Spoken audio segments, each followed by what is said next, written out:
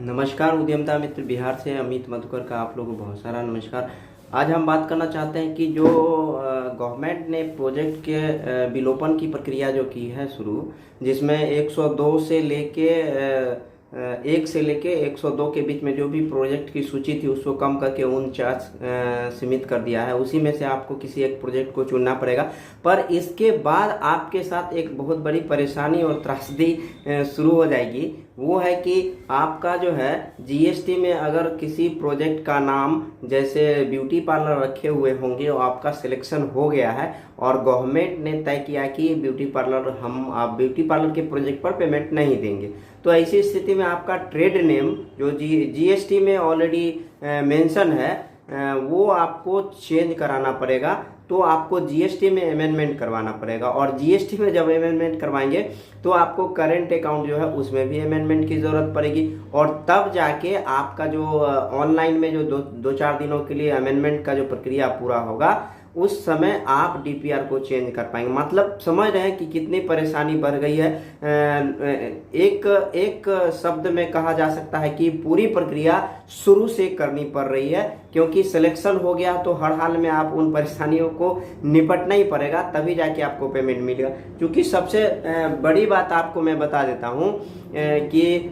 जो आपका अकाउंट खुला हुआ हो काफ़ी दिन का पहले का अकाउंट हो और उस अकाउंट में नाम जो है सो ब्यूटी पार्लर का है और अभी आपको जैसे मन हो गया, चूंकि लिस्ट में विलोपन हो गया है अगर ब्यूटी पार्लर, तो हम ऐसी स्थिति में जो प्रोजेक्ट अभी लिस्ट में आए हैं उसके विकल्प में हम किसी 49 में से किसी एक को चुनेंगे और जब हम उसको चुनेंगे तो उसके नेचर के अगेंस्ट नेम और उसका जो सो जीएसटी में SHN नंबर भी होना चाहिए। अगर उसमें नंबर जो अकाउंट नंबर है वो अगर सेम रहता है और जीएसटी में नेम चेंज कर देते हैं तो आपका काम चल जाता है। पर कभी कभी क्या होगा, अगर शायद ही कोई बैंक होगा जो आपका नेम अमेंडमेंट करने देगा। बहुत कम बैंक है जो आपको नेम अमेंडमेंट करने देता है, वो बहुत कम संभावना है। पर कुछ एक बैंक है, नाम नहीं लेना चाहते हैं, कुछ एक बैंक हैं जो नेम अमेंडमेंट कर देते हैं। मान लेते हैं कि जैसे आधार में नाम और आधार में कुछ गड़बड़ी है तो जैसे सुधार होता है उसी तरह अकाउंट में भी अमेंडमेंट होता है, पर सभी ब्रांच अलाउ नहीं करते हैं। कोई ब्रांच जो है सो जैसे जीएसटी में अगर अमेंडमेंट हो गया तो आपके अकाउंट में अमेंडमेंट कर सकते हैं, लेकिन नेम एक बार जब आपका कस्टमर आईडी बन जाता है किसी बैंक में तो आसानी से आपका जो है सो आईडी में जो एक बार नाम एंटर होता है उसमें संशोधन बड़ी मुश्किल होता है, तो आसानी से आपका चेंज नहीं होगा। तो सबसे पहले वैसे लोग जिनका ब्यूटी पार्लर के लिए जीएसटी बना हुआ है और ब्यूटी पार्लर का प्रोजेक्ट तो मिलेगा नहीं, तो ऐसी स्थिति में 49 में से किसी एक लिस्ट का एक प्रोडक्ट को चुनिए और उससे पहले आप जो भी संबंधित जीएसटी जिनसे भी जुड़ा हुआ उनसे मिलके और आप जीएसटी में जो नाम है उसको आप चेंज कर लीजिए और जीएसटी में नाम चेंज कीजिए और उसी समय जो आपका जीएसटी किए हैं उनसे बोल के आपको क्या करना कि उसके बिजनेस के नेचर को, मान लेते हैं हम जो सो कोई इंटरप्राइजेस रख दिए, इससे पता नहीं चलता है कि कौन सा बिजनेस होगा, तो आप जो नाम देते हैं वही नेचर हो ऐसा कोई जरूरी नहीं है। इंटरप्राइजेस कोई दिए हुए होंगे तो उनका जो है सो सिर्फ SHN नंबर चेंज कर देंगे तो उनका काम चल जाएगा। मान लेते हैं ब्यूटी पार्लर ही खोले हुए हैं लेकिन उनका जो है नीचे में जीएसटी में ट्रेड नेम अगर सलोनी इंटरप्राइजेस करके है और वो ब्यूटी पार्लर का काम करती है तो उनको जीएसटी चेंज करने की जरूरत नहीं है। वो क्या करेंगे कि जो जीएसटी आपका बनाए हैं उसमें जीएसटी के SHN नंबर जो है यानी कि बिजनेस के नेचर है, किस किस कैटेगरी 5 कैटेगरी में किस कैटेगरी में आप काम करना चाहते हैं उसको सिर्फ जीएसटी में चेंज करवा लीजिए और वही अकाउंट रहने दीजिए, आपका काम हो जाएगा। लेकिन मान लेते हैं कि आपका सलोनी ब्यूटी पार्लर करके है और अभी आप जो है सो तेल मिल खोलना चाहते हैं, तो देखिए नाम जो है सो आपका जो तेल मिल का नाम है वो उसका नेचर कोई इंटरप्राइजेस से संबंधित है या तेल मिल से है और आपका जीएसटी बन गया है ब्यूटी पार्लर के नाम से, तो उसका नेचर मैच नहीं करता है। नेम का जो नेचर है वो आपके बिजनेस के नेचर से मैच नहीं करता है। तो आपको कहीं ब्यूटी पार्लर खोल लीजिएगा, वो बोर्ड लगा दीजिएगा जीएसटी ब्यूटी पार्लर का रहेगा और अंदर में तेल मिल लगाइएगा, तो ये जस्टिफाई नहीं कर रहा है, क्योंकि उसमें बोर्ड के हिसाब से ब्यूटी पार्लर की लड़कियां ही जाएगी उसमें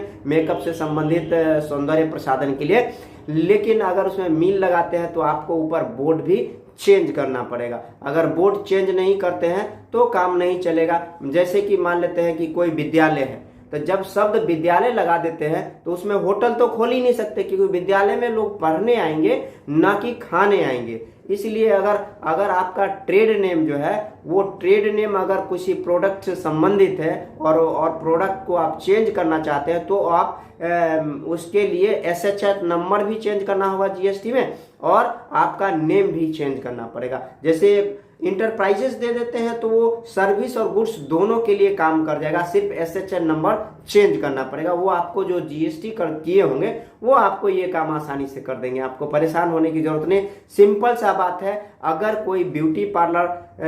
के नाम से जीएसटी बनवा रखे हैं, अगर उनको तेल मिल लगाना है तो उनको क्या करना होगा कि आप सलोनी ब्यूटी पार्लर के जगह पर आपको एक सलोनी इंटरप्राइजेस करके एक फर्म जीएसटी में बनवा लीजिए, और उसी नाम से अगर बैंक में अकाउंट में अमेंडमेंट कर देते हैं, यानी कि सलोनी ब्यूटी पार्लर को चेंज करके अगर सलोनी इंटरप्राइजेस जीएसटी में तो कर देगा, आपको 8 दिन 10 दिन में लगभग जनरली हो जाता है। उसके लिए आपको एक उद्योग आधार भी ये करके देना पड़ेगा। सपोर्टिंग में अमेंडमेंट करेंगे तो सपोर्टिंग में जीएसटी जो करते हैं वो आपको कर देंगे। उसके बाद आपका नाम तो जीएसटी में चेंज हो जाएगा, पर अकाउंट में नाम कोई बैंक यानी कुछ एक बैंक ही आपको चेंज करेगा। अगर कुछ एक बैंक चेंज कर देता है तब तो अकाउंट नंबर वही रहेगा, नाम भी अमेंडमेंट हो जाएगा, आपका काम हो जाएगा, उसी का चेक जाके जमा कर देंगे, आपका पेमेंट की प्रक्रिया आ जाएगी। लेकिन कभी कभी क्या होगा कि जीएसटी में नाम चेंज हो गया, जो पहला अकाउंट ब्यूटी पार्लर के नाम से खुला हुआ है तो आपका बैंक चेंज ही नहीं करेगा नाम, तो ऐसी स्थिति में आपको दूसरा अकाउंट खुलाना पड़ेगा और वो अकाउंट को बंद कर देना पड़ेगा। तो उसी बैंक में अगर अकाउंट बंद करके खुलवाते हैं तो भी होगा, और नहीं तो आप दूसरा बैंक में अकाउंट खुलवा लीजिए और ये वाला अकाउंट बंद कर दीजिए। चूंकि पेमेंट जो होगा वो आपको जो अभी अकाउंट नंबर अमेंडमेंट के बाद देंगे, चूंकि प्रोजेक्ट के हिसाब से आपने जीएसटी में नेम ट्रेड चुना था और उसका नेचर भी चेंज हो गया है, तो आपका नेम और उसका जो एसएचएन नंबर जीएसटी में होता है, जो जीएसटी के एक्सपर्ट जिनसे आप काम करवाएंगे उनसे संपर्क करके करवा लेंगे, आपका काम आसान हो जाएगा। दूसरी बात है कि ये प्रक्रिया जो है सो डीआईसी को कुछ दिन के लिए मिलेगा जी, तो आपको फोन किया जाएगा कि आप जो ये 49 में किसका सिलेक्शन किए हैं उससे संबंधित जीएसटी अकाउंट और एक एप्लीकेशन दीजिए, ताकि जो है सो आपका पोर्टल में अमेंडमेंट करके डीपीआर गवर्नमेंट को अप्रूवल के लिए भेजा जा सके। इसलिए आप सबसे पहले क्या कीजिए कि 49 का लिस्ट अगर आपको मिल गया है, नहीं मिला तो मेरे चैनल के डिस्क्रिप्शन में पिछला जो वीडियो आया है 3 दिन के अंदर, उसमें डिस्क्रिप्शन में है, आप उससे आप डाउनलोड कर लीजिए, या फिर आप सोशल साइट्स पर सब जगह लगभग लोगों के पास है, उनको ले लीजिए और उसमें सेलेक्ट कीजिए कि कौन सा प्रोजेक्ट आपको पसंद है, या आप किस प्रोजेक्ट में अपने पुराने प्रोजेक्ट को शिफ्ट करके आप आ रहे हैं। तो 49 में से किसी एक को सेलेक्ट कीजिए, उसका नेचर एसएचएन नंबर में चेंज करवा दीजिए, और अगर इंटरप्राइजेज है तो सिर्फ जीएसटी में एसएचएन नंबर चेंज करा लीजिए, आपका काम हो गया। लेकिन अगर इंटरप्राइजेस नहीं है, वो बिजनेस के नेचर के हिसाब से है, जैसे तेल मिल का चर्चा करते हैं, किसी का जो है सो अगर ये क्या बोलते हैं पत्ता प्लेट उद्योग के नाम से कोई करवा लिए हैं, तो पत्ता प्लेट के नाम से ही है, जैसे कि रवि पत्ता प्लेट उद्योग करके कोई करवा लिया है और पत्ता प्लेट पर पैसा मिलेगा ही नहीं, तो फिर लफड़ा क्या है कि आपका अकाउंट तो बन गया है रवि पत्ता प्लेट उद्योग और आपका अकाउंट और जीएसटी वगैरह सारा है, तो आपको क्या करना, पहले जीएसटी में रवि इंटरप्राइजेज या अभी रवि ऑयल मिल जो भी आपको करना है उस नाम से चेंज कराइए, और उसी नेम के बिजनेस के नेचर के हिसाब से एसएचएन चेंज करवाइए, और एसएचएन जब चेंज हो जाएगा तब वो जीएसटी निकालने के बाद आप बैंक जाइए। बैंक अगर अमेंडमेंट कर देता है तो ठीक है, नहीं करता है तो आप दूसरा अकाउंट खुला के आप दे दीजिए, तब आपका डीपीआर जो है सो साइन करके अप्रूवल के लिए बिहार सरकार को जाएगी, तब आपका लिस्ट बनेगा, सैंक्शन होगी प्रक्रिया, तब जाके आपको पेमेंट। यानी अभी बहुत कठिन डगर है पनघट की, यानी कि पैसा लेने का जो आपको दूरी है वो थोड़ा और चलना पड़ेगा, थोड़ा और ड्रिल करना है बहुत सारी चीज़ें। चूंकि फाइनेंशियल सेक्टर में अगर एक कैलकुलेशन बिगड़ता है तो पूरी प्रक्रिया बिगाड़ देता है। सेम केस में ये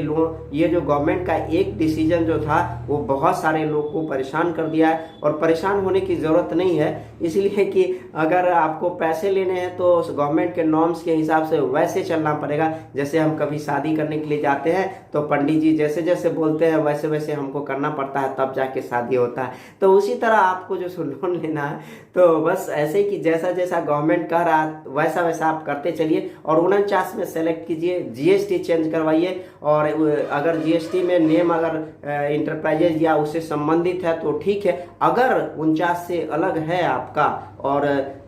जीएसटी में आपका नाम चेंज है तो जीएसटी चेंज करवाने के बाद आप जो है सो अकाउंट ठीक करवाइए, और अकाउंट ठीक हो जाने के बाद जब आपको डीआईसी से जिला उद्योग केंद्र, संबंधित जिला उद्योग केंद्र से आपका फोन जाएगा, उस समय में आप वो करेंट अकाउंट का जो नया अकाउंट खुलवाएंगे वो, या आपका अकाउंट अगर अमेंडमेंट हो, सुधार कर दिया जाता है तो वो उसका चेक या स्टेटमेंट लेके जाएंगे, तब जाके आपको बैंक